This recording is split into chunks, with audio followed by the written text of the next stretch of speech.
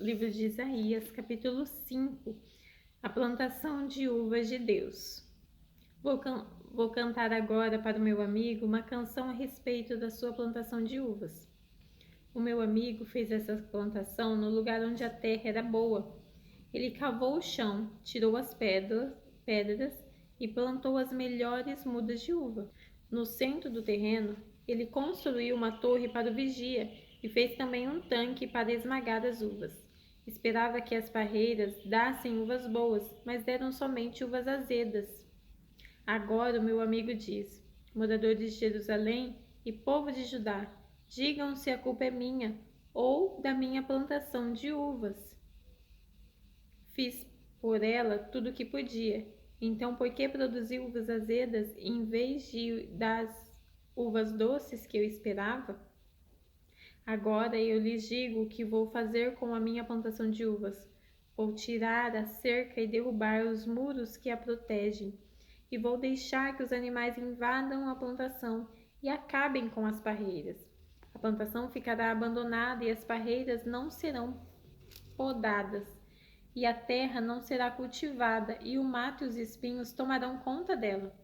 Também darei ordem às nuvens para que não deixem cair chuva na minha plantação.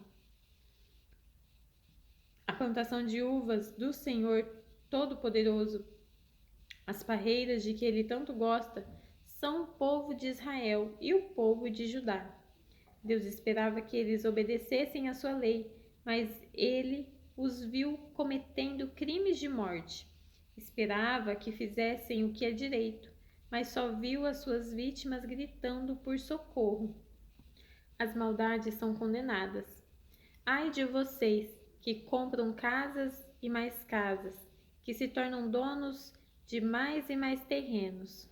Daqui a pouco não haverá mais lugares para os outros morarem, e vocês serão os únicos moradores do país.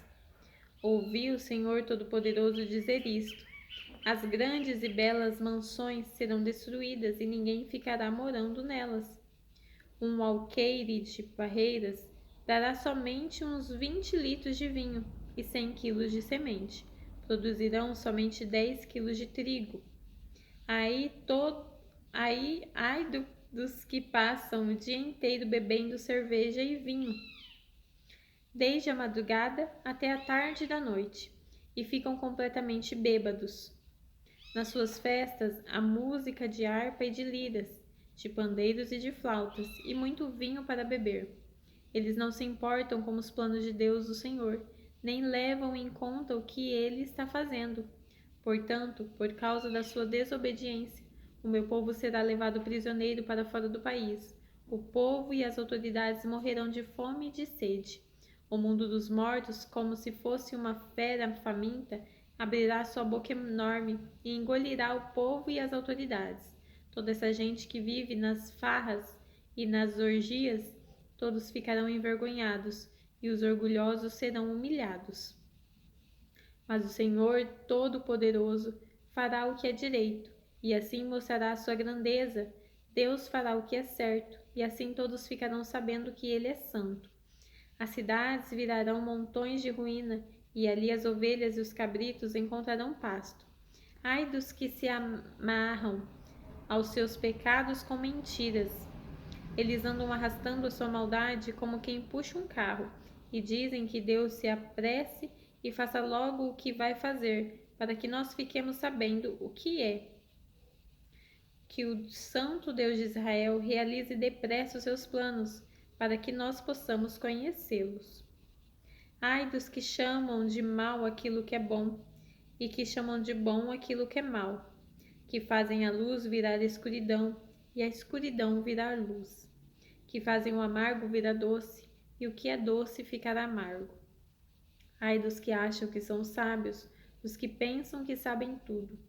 Ai dos que são campeões de beber vinho, que vencem apostas de misturar bebidas alcoólicas, que aceitam dinheiro para torcer a justiça, deixando livre os culpados e condenando os inocentes. Deus castiga o seu povo. Portanto, assim como o fogo queima a palha e as chamas acabam com a grama seca, assim também vocês desaparecerão. Serão como plantas cujas raízes ficam podres e cujas flores são levadas pelo vento, como se fossem pó, pois vocês desobedeceram às leis do Senhor Todo-Poderoso e desprezaram os mandamentos do Santo Deus de Israel. Por isso, o Senhor ficou irado com o seu povo. Ele levantou a mão e os castigou. As montanhas tremeram e os corpos dos mortos ficaram largados nas suas ruas como lixo. Mesmo assim, a ira de Deus não passou. A sua mão continua levantada para castigar. O Senhor levanta uma bandeira para chamar uma nação que fica lá no fim do mundo. Com um assovio, ele chama o povo daquele país distante, e eles vêm correndo com muita rapidez. Nenhum dos seus soldados se cansa ou tropeça, nenhum descansa ou dorme. Eles estão preparados para lutar. Os cinturões estão bem apertados e as tiras das sandálias não se arrebentam.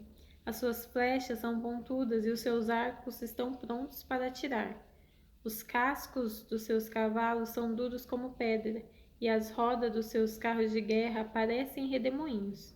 Esses soldados rugem como leão ferozes que matam um animal e, rosnando, o arrastam para um lugar onde ninguém o pode arrancar deles. Quando chegar aquele dia, esse povo rugirá como o mar contra o povo de Israel. Se alguém olhar para a terra, verá somente escuridão e tristeza, as nuvens negras escondendo a luz. Isaías é chamado para ser profeta. Capítulo 6. No ano em que o rei Uzias morreu, eu vi o Senhor sentado no trono alto e elevado. O seu manto se estendia pelo templo inteiro, e em volta dele estavam serafins. Cada um deles tinha 6 asas. Com 2 eles cobriam o rosto, com 2 cobriam o corpo, e com as outras 2 voavam. Eles diziam em voz alta uns para os outros: Santo, Santo, Santo é o Senhor Todo-Poderoso. A sua presença gloriosa enche o mundo inteiro. O barulho das vozes dos serafins fez tremer os alicerces do templo, que foi ficando cheio da fumaça. Então eu disse: Ai de mim, estou perdido, pois os meus lábios são impuros, e moro no meio de um povo que também tem lábios impuros. E com os meus próprios olhos vi o Rei, o Senhor Todo-Poderoso. Aí um dos serafins voou para mim, segurando com uma tenaz uma brasa que havia tirado do altar. Ele tocou a minha boca com a brasa e disse: Agora que esta brasa tocou os seus lábios, as suas culpas estão tiradas e os seus pecados estão perdoados. Em seguida, ouvi o Senhor dizer: Quem é que eu vou enviar? Quem será o nosso mensageiro? Então respondi: Aqui estou eu, envia-me a mim. O Senhor Deus me disse: Vá e diga ao povo o seguinte: vocês podem escutar o quanto quiserem, mas não vão entender nada. Podem olhar bem, mas não vão enxergar nada. Isaías faça com que esse povo fique com a mente fechada, com os ouvidos surdos e com os olhos cegos, a fim de que não possam ver, nem ouvir, nem entender. Pois, se pudessem, eles voltariam para mim e seriam curados. Até quando isso vai durar? Eu perguntei. Ele respondeu: Até que as cidades sejam destruídas e fiquem sem moradores, as casas fiquem completamente vazias e os campos sejam arrasados. Eu, o Senhor, mandarei o povo para longe deste país e as cidades ficarão vazias. E mesmo que fique no país uma pessoa em 10, ela também será morta. Os que restam serão como um toco de um carvalho que foi cortado. O toco representa um novo começo para o povo de Deus. Mensagem para o rei Acaz, capítulo 7. No tempo em que Acaz, filho de Jotão e neto de Uzias, era rei de Judá, Rezim, rei da Síria, e Peca, filho de Remalias, rei de Israel, atacaram a cidade de Jerusalém, mas não puderam conquistá-la. Quando o rei Acás soube que os sírios haviam feito um acordo com os israelitas, ele e todo o seu povo ficaram com tanto medo que tremiam como as varas verdes. O Senhor Deus disse a Isaías: Vá com o seu filho Sear-Jazube encontrar-se com o rei Acás. Ele estará na entrada onde os tintureiros trabalham, perto do canal que traz água do açude de cima. Diga ao rei que fique alerta, mas que não perca a alma, que não tenha medo, nem fique desanimado por causa do ódio do rei Rezim. Os sírios e do rei Peca. Eles são mesmo menos perigosos do que 2 tições soltando fumaça. Os sírios, junto com o rei Peca e os israelitas, estão fazendo planos para prejudicar o rei Acás. Eles combinaram o seguinte: vamos atacar o reino de Judá, conquistar o seu povo e forçá-lo a aceitar o filho de Tabeal como rei. Porém, eu, o Senhor, afirmo que isso não acontecerá, pois a Síria não é mais forte do que Damasco, a sua capital, e Damasco não é mais forte do que o rei Rezim. A terra de Israel não é mais forte do que Samaria. A sua capital e Samaria não são mais fortes do que o rei Peca. Mas, daqui a 65 anos, Israel será destruído e deixará de existir como nação. Se vocês não tiverem uma fé firme, não poderão ficar firmes. Emanuel, Deus está conosco. O Senhor Deus enviou ao rei Acás esta outra mensagem: peça ao Senhor seu Deus que lhe dê um sinal. Esse sinal poderá vir das profundezas do mundo dos mortos ou das alturas do céu. Mas Acás respondeu: não vou pedir sinal nenhum, não vou pôr o Senhor à prova. Então Isaías disse: escutem, descendentes do rei Davi. Será que não basta vocês abusarem da paciência das pessoas? Precisam abusar também da paciência do meu Deus? Pois o Senhor mesmo lhes dará um sinal. A jovem que está grávida dará à luz um filho e porá nele o nome de Emanuel. Quando ele chegar à idade de saber escolher o bem e rejeitar o mal, o povo estará comendo coalhada e mel. Mas mesmo antes deste tempo, o rei Acás e as terras daqueles 2 reis que lhe causaram tanto medo ficarão completamente abandonadas. O Senhor Deus vai trazer sofrimentos para o Senhor, ó rei, para as pessoas da sua família e para o seu povo. Ele fará isso por meio do rei da Assíria, e o sofrimento que esse rei vai causar será o pior que já houve desde o reino de Israel se separou do reino de Judá.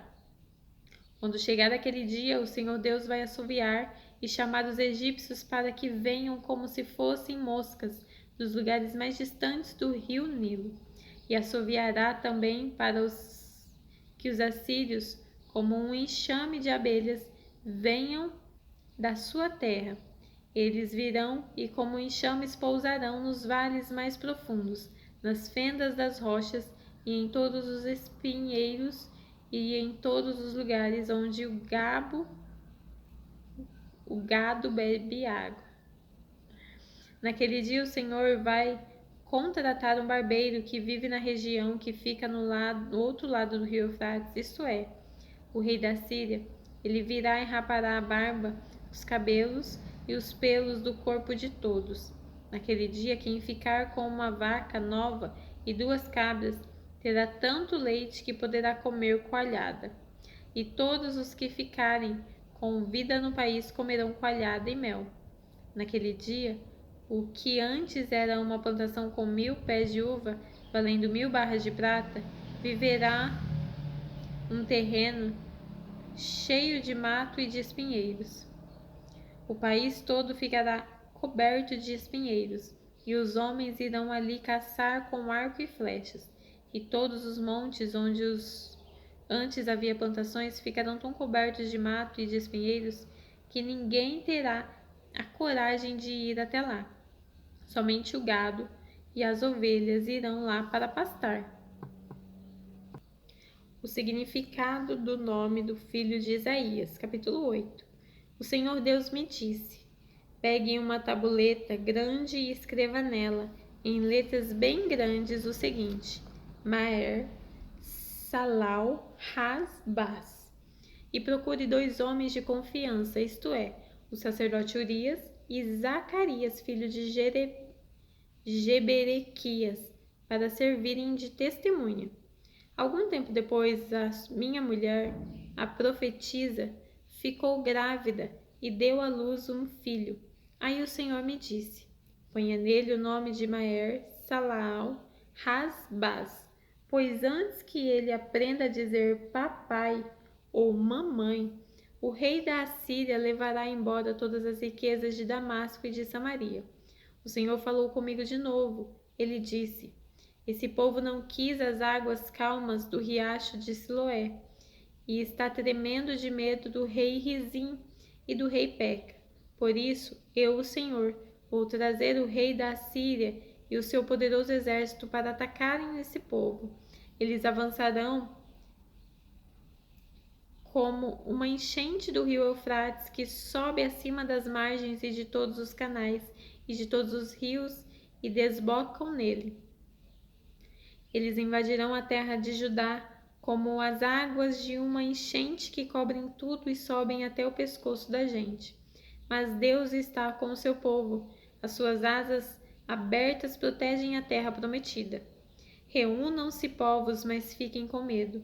Escutem todos os países distantes. Preparem-se para a guerra, mas vocês serão derrotados.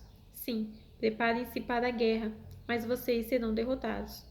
Façam planos, mas eles não darão certo.